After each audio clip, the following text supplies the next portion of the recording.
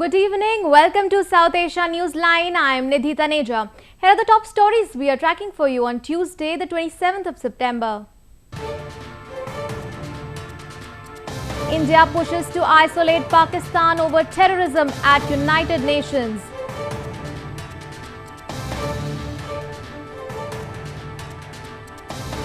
Border forces of India and Bangladesh hold joint military exercise to strengthen cooperation.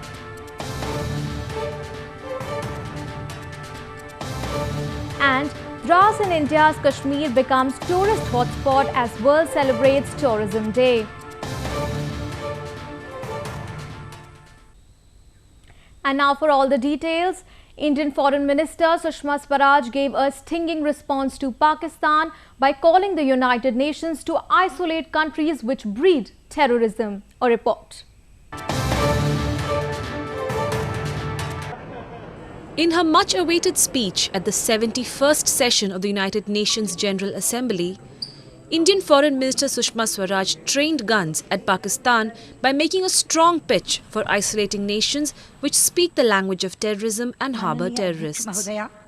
Analysts said that Swaraj's statement has made a powerful impact by highlighting Pakistan's inclination towards terrorism. The speech of our Foreign Minister Srimati Sushma Swaraj was very well-balanced, well-articulated and befitting of an emerging international power. She not only talked of terrorism, but she talked of other international issues also, which are of concern to the international community. But at the same time, she did not spare terrorism and the Aka of terrorism, that is Pakistan. Swaraj also reiterated that Kashmir in northern India is an integral part of India and will always remain so. She has shamed Pakistan. She has told Pakistan very clearly about the Kashmir, that Kashmir is a part of India and Pakistan should not think in their dreams even that the Kashmir belongs to them or they will try to get Kashmir by force. Swaraj also called for the adoption of Comprehensive Convention on International Terrorism, which was proposed by New Delhi in 1996. This comes as India is pushing for comprehensive action by international communities against terrorism in the wake of recent Uri terror attack in northern India, which New Delhi alleges was carried out by Pakistan-based terror outfit. News just in. Indian Foreign Ministry on Tuesday called on Pakistan's High Commissioner to India, Abdul Basit, to present proofs of cross-border origins of the Uri attack. The identities of the two guys who helped infiltration and the identity of one of the slain Uri attackers were also revealed. Moving on, Baloch leaders and activists have hailed Indian Foreign Minister for raising the issue of human rights violations in Pakistan's southwestern province of Balochistan during a speech in UNGA.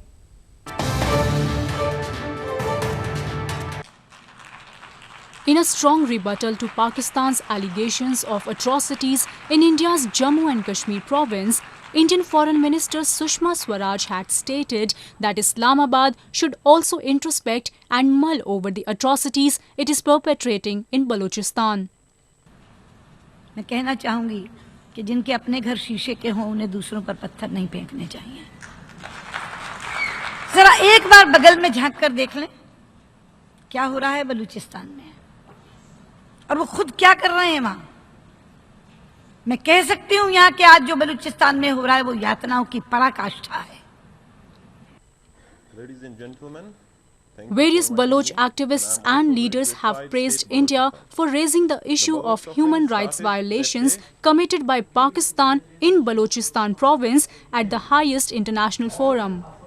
This is very good move और हम उम्मीद करते हैं India ही इस बात को उठाती रहेगी क्योंकि इंडिया ही वो वाहिद जमहूरी मुल्क है और एक जिम्मेदार मुल्क है कि जो अपना रिस्पांसिबिलिटी एक जिम्मेदार तरीके से निभाए. We're extremely grateful to the government of India and to the foreign minister, and please keep it up because that's the way forward. You will have an independent, free Balochistan and a peaceful neighbor who will respect themselves and you.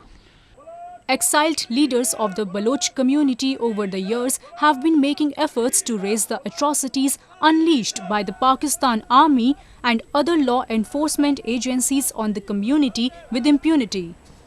They claim that Indian Prime Minister Narendra Modi, voicing concern over the issue, has brought the ray of hope for the community which has been fighting for independence for years. More on news from India. The border forces of India and Bangladesh commenced a 2-day-long joint exercise on Tuesday with an aim to better coordination and operations along the border.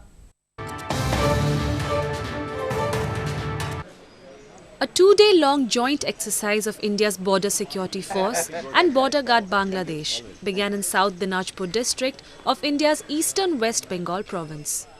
During the exercise session, both the forces will take part in international checkpost checking, vehicle checking, special raids, flag meetings and many other activities either in India or in Bangladesh border areas. The main objective of the effort is to improve both the border forces' coordination while operating along the international border. For the better management of the border, these two forces are working together for a long time, but to make it better and better, we are having these sorts of exercise. This is the first time in Hilly year. India and Bangladesh share an over 2,500-mile-long porous border. The joint exercise is set to strengthen strategic and defence ties between the two countries. Moving on to news from Afghanistan. Responding to the signing of a draft peace agreement between militant group Hezb-e-Islami and the Afghan government, the Taliban came down heavily on group chief Hekmatyar and accused him of maintaining double standard. The Taliban has slammed notorious Islamist warlord Gulbuddin Hekmatyar for signing a draft peace agreement with the Afghan government, saying that he has committed a major crime. The Taliban have offered scathing criticism of Hekmatyar without naming him and questioned his motives in concluding a peace agreement with the Afghan government after fighting it for 15 years. The Taliban have questioned Hekmatyar's nearly 40-year militant career, which saw him transform from a student rebel in the 1970s into the leader of the most powerful anti-Soviet guerrilla faction of the 1980s. Hekmatyar's Hezb-e-Islami militant group signed a draft peace agreement with the Afghan government on September 22. The final deal, expected to be signed by Hekmatyar and President Ashraf Ghani soon, will grant amnesty to the Hezb-e-Islami leader for past offences. The Taliban's reaction is a setback for Kabul's hopes that the deal with Hezb-e-Islami will serve as a template for a future agreement with the Taliban.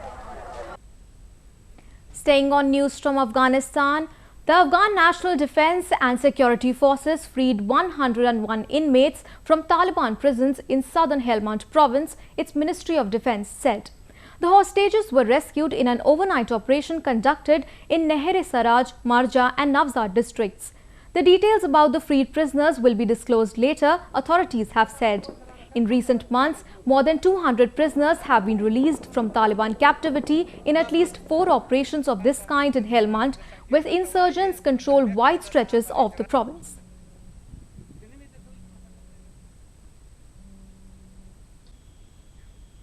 Moving on, India's northern Himachal Pradesh is bustling with mountain bikers for one of the world's toughest mountain biking event.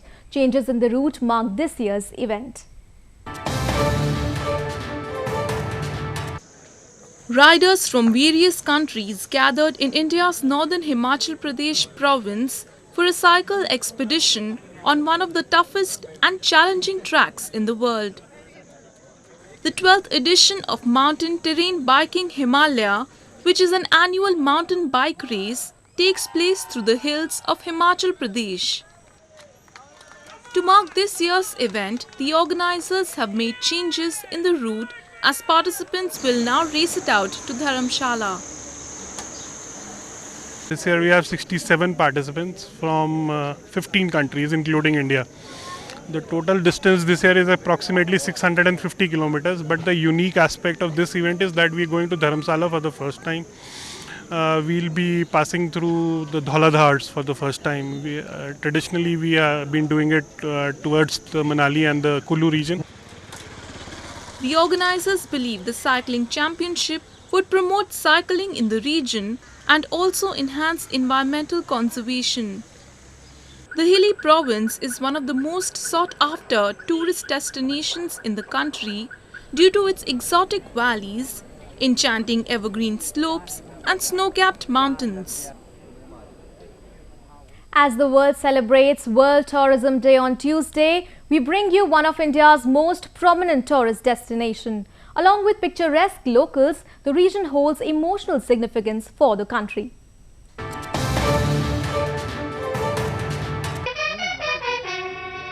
Drass in India's northern Jammu and Kashmir province is the second coldest inhabited place in the world. Situated about 37 miles away from Kargil district of the province, this small township is home to a war memorial in remembrance of the brave soldiers of the Kargil war. Drass hit the headlines in 1999 when incursions by Pakistan Army led to the war. The Tourist Reception Centre or TRC at Drass has become popular and is recording an increased footfall every year. TRC का building जो अभी बन रहा है इससे काफ़ी एक तो पब्लिक के लिए बहुत अच्छा सहूलियत होगा, दूसरी बात टूरिस्ट जो डाउन से आता है यहाँ पे हिल टाइगर है, तोलोलिंग है, जो हर कुछ हरियाली है इसलिए देखने के लिए आते हैं। तो इसीलिए ये लोग जो भी यहाँ पे आएगा उनके लिए फैसिलिटीज़ हो सकते हैं, यहाँ पे एंट्री करके अंदर जा सकते हैं। पहले तो यहाँ पे 2-4 ही कमरे थे, इस वक्त यहाँ पे बड़ा TRC बन रहा है जनाब। The new centre will provide an expansive space for tourists besides clean and hygienic amenities. The initiative will not only increase tourism but also generate employment opportunities for the locals. The 6th edition of the Delhi International Jazz Festival was held in national capital New Delhi. It is one of the largest jazz festivals in India. Artists from different parts of the world performed at the 3-day-long event.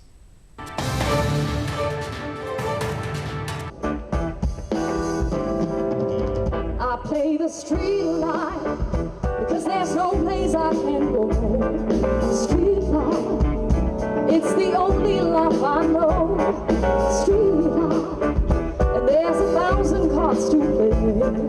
Street life, until you play your life away. I play the street life because there's no place I can go.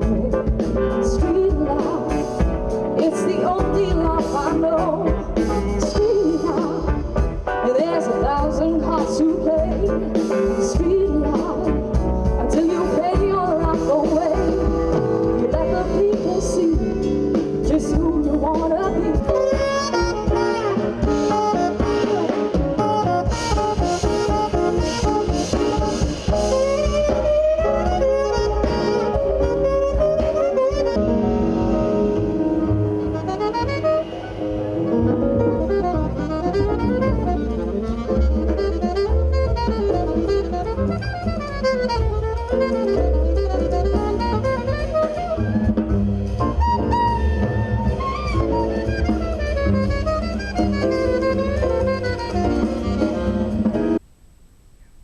Well, that's the way it was in South Asia this evening. Before we conclude the top stories once again. India pushes to isolate Pakistan over terrorism at United Nations.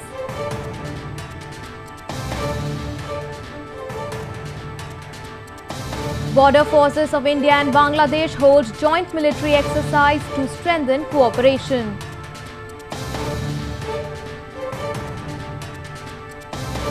And Drass in India's Kashmir becomes tourist hotspot as world celebrates Tourism Day.